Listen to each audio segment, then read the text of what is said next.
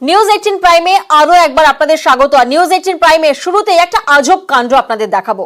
দিনের পর দিন স্কুলে অনুপস্থিত শিক্ষক কোন স্কুলের কথা বলছি? পূর্ব মেদিনীপুরের স্কুল, যেখানে যিনি স্কুলের শিক্ষক তিনি স্কুলে আসেনই না দিনের পর দিন, কিন্তু ক্লাস হয় সেই স্কুলে।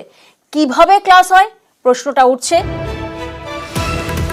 যিনি ক্লাস নিচ্ছেন তিনি কিন্তু শিক্ষক নন, তিনি নাকি ডামি শিক্ষক। ভাবুন একবার, এ আবার কেমন স্কুল, যে স্কুলে শিক্ষক যিনি তিনি আসেন না, দিনের পর দিন স্কুলে তিনি অনুপস্থিত, কিন্তু দেদার স্কুল চলছে পূর্ব মেদিনীপুরের স্কুলে। প্রতিনিধি সুজিত এই মুহূর্তে আমাদের সঙ্গে রয়েছেন। সুজিতের থেকে একটু জানার চেষ্টা করি।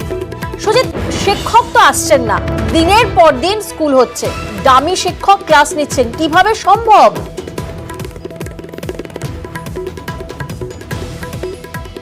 সেই প্রশ্ন প্রিয়াঙ্কা উঠছে। ঘটনাস্থল চণ্ডীপুরের এক স্কুলের ঘটনা, যে স্কুলে দেখা যাচ্ছে শিক্ষক তিনি 14 সাল থেকে এখানে শিক্ষকতা করার কথা, তিনি চাকরিতে জয়েন করেছেন, কিন্তু তার জায়গায় 19 সাল থেকে অর্থাৎ 5 বছর ধরে একজন তিনি ড্যামি শিক্ষক হিসাবে তিনি কিন্তু পড়াচ্ছেন, যার ফলে কিন্তু শোরগোল শুরু হয়েছে।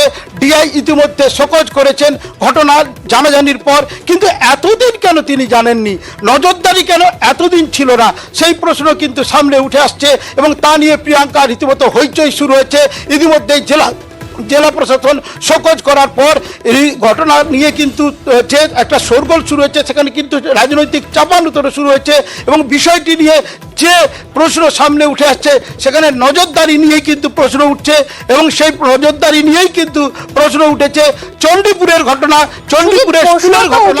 সুজিত, তুমি একবার আমাদের সঙ্গে থাকো, যার বিরুদ্ধে অভিযোগ, অর্থাৎ যিনি দিনের পর দিন স্কুলে আসছেন না, তিনি কি যুক্তি দিচ্ছেন শোনা যাক একবার।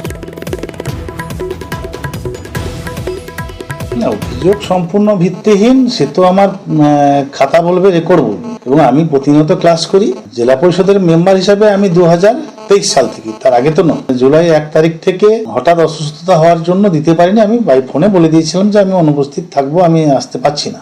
তারপরে আমি যথারীতি মেডিকেল সার্টিফিকেট ওনাকে জমা দিয়েছি এবং তারপরে মেডিকেলের জন্য আমি অ্যাপ্লিকেশনও করে দিয়েছি। আমি আজকে পেলাম সেই শোকজ নোটিশটা, আজকে পেলাম। আমি যথাযথভাবে উত্তর দেবো এর। আমরা শুনলাম অভিযুক্ত শিক্ষক কি বলছেন, অন্যদিকে প্রধান শিক্ষক তিনি আবার বলছেন এমন কোনো অভিযোগই নেই, একজন শিক্ষিকা আসেন, তিনি ক্লাস নেন, তিনি একজন শিক্ষানবিশ। শোনা যাক একবার প্রধান শিক্ষকও বা কি বলছেন। না, কোনো ড্যামি শিক্ষিকা এখানে আসতো না। একজন ভদ্রমহিলা মাঝে সাঝে আসতেন, উনি নিজের স্বইচ্ছায় শিক্ষানুরাগী ব্যক্তি হিসাবে উনি আমাদের কমিটির কাছে বলেছিলেন। আমরা মৌখিকভাবে কমিটির সঙ্গে আলোচনা করে উনি মাঝে সাঝে আসতেন না, কারোর বদলে উনি আসতেন না, উনি নিজে থেকেই আসতেন। আবারও যাওয়া যাক প্রতিনিধি সুজিতের কাছে। সুজিত, আমরা শুনলাম প্রধান শিক্ষক তিনি বলছেন যে একজন শিক্ষানুরাগী আসতেন, স্কুল কর্তৃপক্ষ কি কিছুই জানতেন না?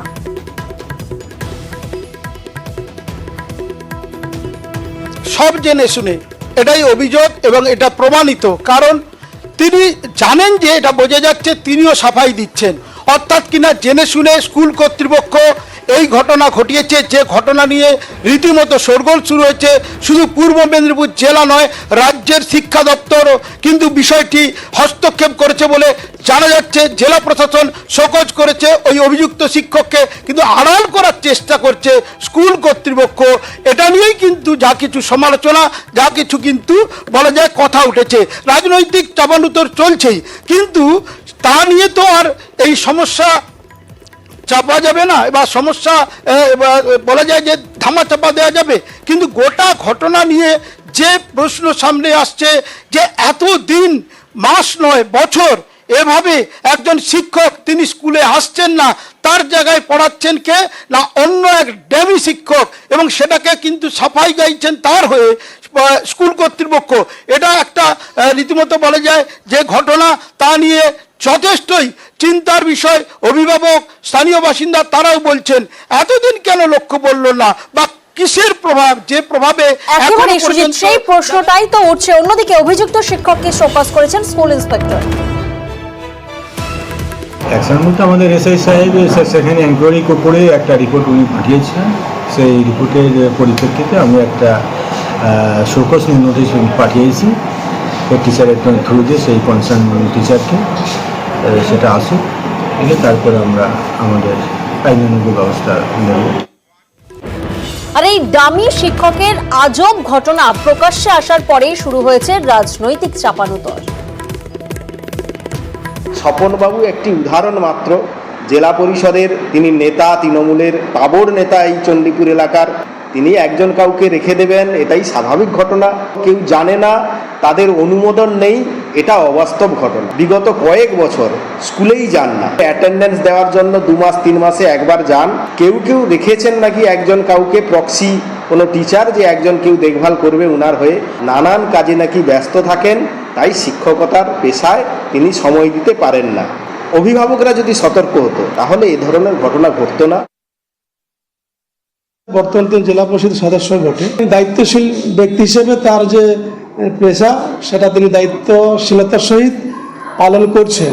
কিন্তু বর্তমানে খোঁজখবর নিলাম যে তিনি বিশেষ ক্ষেত্রে নিজেকে ব্যস্ত হওয়ার কারণে পঠন পাঠনের মান যাতে কোনোভাবে বিঘ্নিত না হয়, পরিপূর্ণ হিসাবে একজন ব্যক্তিতে তিনি শিক্ষকতা বা বিদ্যালয় পরিচালনা করছেন না। সরকারিভাবে বা এটা তো করা কখনোই সম্ভব না, উচিত বলে আমি মনে করি না ব্যক্তিগতভাবে। যদি এটা প্রকৃতপক্ষে সত্য হয়ে থাকে, সত্যি আমি তীব্র বিরোধিতা করছি। আমরা দেখলাম পূর্ব মেদিনীপুর, সেখানে স্কুলে শিক্ষক অনুপস্থিত, অন্যদিকে আবার স্বাস্থ্য কেন্দ্র, সেখানে আবার অমিল ডাক্তার হারোয়া। সপ্তাহে 3 দিন ডাক্তার থাকার অভিযোগ, যার জেরে চিকিৎসা না পেয়ে ফেরার অভিযোগ করছেন রোগীরা। আচ্ছা, কারা দেখছেন, কাদের ভরসায় চলছে এই হাসপাতাল? গ্রুপ ডি কর্মীদের ভরসায় চলছে হাসপাতাল। চিকিৎসকের ঘাটতির কথা বানছেন বিএমওএইচ। অন্যদিকে হাসপাতালের পরিকাঠামো নিয়ে ক্ষোভ স্থানীয়দের। দিদিমণি আছেন হোমিওপ্যাথি বা অ্যালোপ্যাথি স্যারও আসেন, তো চিকিৎসা খুব ভালোই করেন। আমরা চাইছি ফার্স্টের চিকিৎসা মানে কিছু হলে খুব ভালোই হয়। যেমন গ্রামের ভিতরে ধরুন মাথা ফেটে গেল, হঠাৎ কারোর পা কেটে গেল, ধরুন 10টা থেকে 12টা 1টা পর্যন্ত এনারা আছেন, তারপর হসপিটাল পুরো বন্ধ। যখন এই প্রথম এইগুলো হয় আমরা তখন ছোটই ছিলাম, তখন ভেবেছিলাম যে একটা ভালো পরিষেবা দেওয়া হবে, কিন্তু ধীরে ধীরে কি কারণে যে এটা হয়ে গেল আমরা বুঝতে পারছি না। আর এই যে পরিষ্কার পরিচ্ছন্নতার ব্যাপারে এখানকার বলবো উদাসীনতা এই হাসপাতালের প্রতি। গ্যাসের ওষুধ দিতে এসেছিল। আপনাকে এখানে পেশাব দেখলো? হ্যাঁ, পেশাব দেখে দেখলো পেশাব? ওই যে কি ওই ভদ্রলোক আমি চিনি তো, ডাক্তার একজন দেখেছে। ডাক্তার দেখলো? হ্যাঁ। না ডিগোবর স্টাফ ওটা? ওই সেই ডিগো এসরা নাকি ওই ডিগোবর স্টাফ হ্যাঁ। পেশাব দেখলো? হ্যাঁ। আর প্রেসক্রিপশন কে লিখলো, ওষুধ কে লিখলো? যে খোলেমের যে ডাক্তারবাবু আছে উনি লিখেছে। তারপরে মানে আপনাকে ওষুধ দিল কে? ওষুধ দিয়েছে এই সঞ্জয়। সঞ্জয় কে? ওই সঞ্জয় ঢালেই গ্রামের বাড়ি, আমাদের গ্রামে। ও ডিগোবর স্টাফ? হ্যাঁ, এই বিষয়ে আমিও শুনেছি, আমার কাছে খবর আছে। আমরা এই বিষয়ে ঊর্ধ্বতন কর্তৃপক্ষের কাছে সাথে আলোচনা করেছি। আমরা চেষ্টা করব তাড়াতাড়ি এই সমস্যার সমাধানটা করার জন্য। ডাক্তারবাবু ওখানে প্রতিদিনই আসেন, কোনোদিন হয়তো ডাক্তারবাবু হয়তো একটু লেট হয়ে যেতে পারে।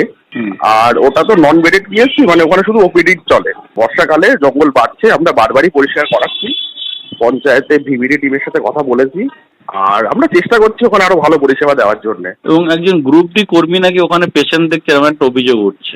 না না, ওটা ভুল কথা। হয়তো উনি ওষুধ দিয়েছেন, হয়তো সেটা হতে পারে। আমাদের ওখানে অ্যাকচুয়ালি ফার্মাসিস্ট নেই, উনি মানে মারা গিয়েছেন।